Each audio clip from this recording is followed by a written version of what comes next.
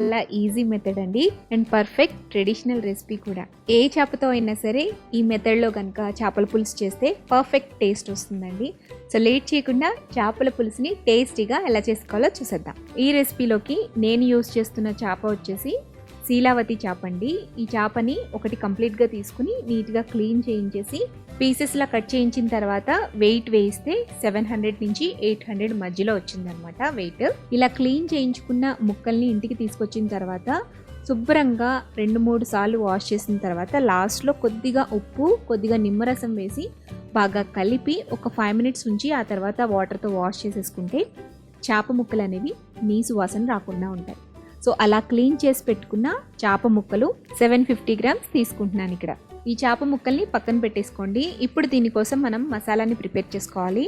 దానికి ఒక mixie jar తీసుకుని అందులోకి 2 టీ స్పూన్ల దాకా జీలకర్ర, 2 టీ స్పూన్ల ధనియాలు, 1 టీ స్పూన్ దాకా మెంతులు, వీటన్నిటిని కూడా వేసేసిన తర్వాత ఫైన్గా పౌడర్ చేసుకోండి.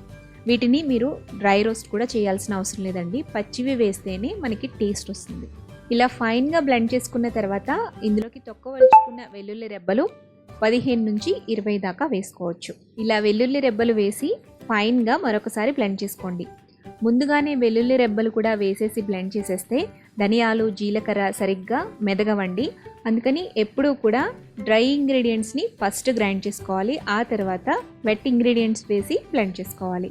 సో ఇలా మసాలా ముద్దను తయారు చేసేసుకున్న తర్వాత ఒక బౌల్లోకి తీసుకుని పెట్టేసుకోండి.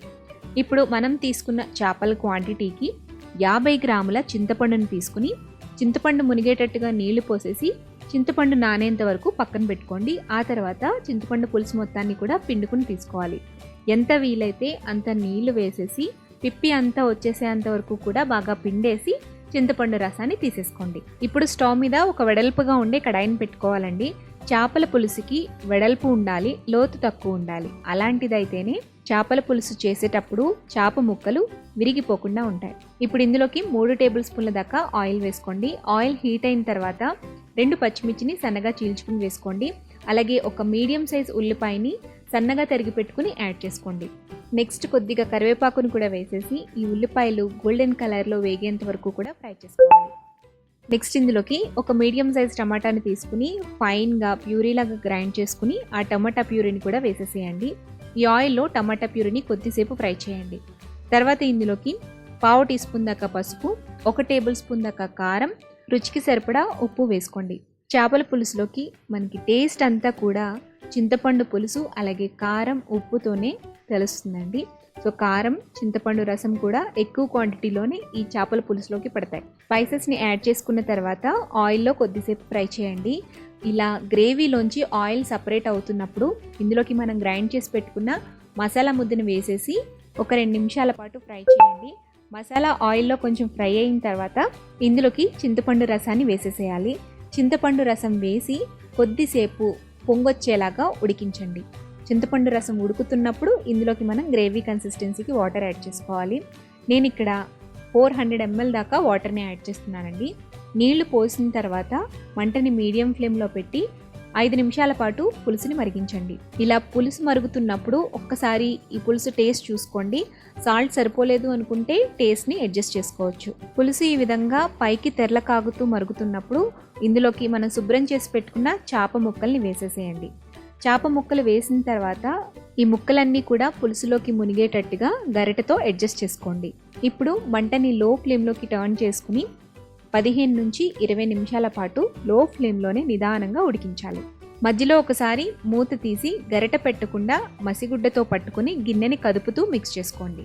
మళ్ళీ తిరిగి మూత పెట్టి ఉడికించండి. సో ఇలా చేప పులుసు అనేది కొంచెం చిక్కగా అయ్యి ఇందులో ఉండే చేప ముక్కలు మంచిగా రంగు వచ్చిన తర్వాత చేప పులుసు ఉడికిపోయినట్లే అర్థమండి. చేప ముక్క ఉడికిందో లేదో కూడా మీరు చెక్ చేసుకుని చూసుకోవచ్చు. చేప పులుసు కన్సిస్టెన్సీ ఈ విధంగా ఉండాలండి, మరీ థిక్గా దగ్గరికి అయిపోకూడదు. ఈ స్టేజ్లో సన్నగా తరిగి పెట్టుకున్న కొత్తిమీరని 2 లేదా 3 టేబుల్ స్పూన్ల దాకా వేసుకుని గిన్నెని గరిటె పెట్టకుండా ఒకసారి కుదుపుకుని ఒక 2 నిమిషాల పాటు మీడియం ఫ్లేమ్లో ఉంచి స్టవ్ ఆఫ్ చేసేసుకుని మూత పెట్టేసి పక్కకు దించేసుకోండి. ఇలా తయారు చేసుకున్న చేప పులుసుని 3 లేదా 4 గంటల తర్వాత సర్వ్ చేసుకుంటేనే ఆ చేప పులుసు యొక్క టేస్ట్ని మనం ఎంజాయ్ చేయగలం. చేప పులుసుని చేసుకున్న రోజు కాకుండా మరుసటి రోజు తింటేనే టేస్ట్ బాగుంటుందని పెద్దవాళ్ళు చెప్తూ ఉంటారు కదా. అలా అయితే పులుసులో ఉండే టేస్ట్ మొత్తం కూడా చేప ముక్కలకి బాగా పట్టి చేప ముక్క మంచి రుచినిస్తుంది. అందుకే మనం ఆఫ్టర్నూన్ లంచ్కి ప్రిపేర్ చేసుకోవాలి అనుకుంటే మార్నింగ్ ఎర్లీగా చేప పులుసుని ప్రిపేర్ చేసుకుని పెట్టేసుకుంటే ఆఫ్టర్ 4 hours సర్వ్ చేసుకున్నా కూడా చాలా టేస్టీగా ఉంటుంది.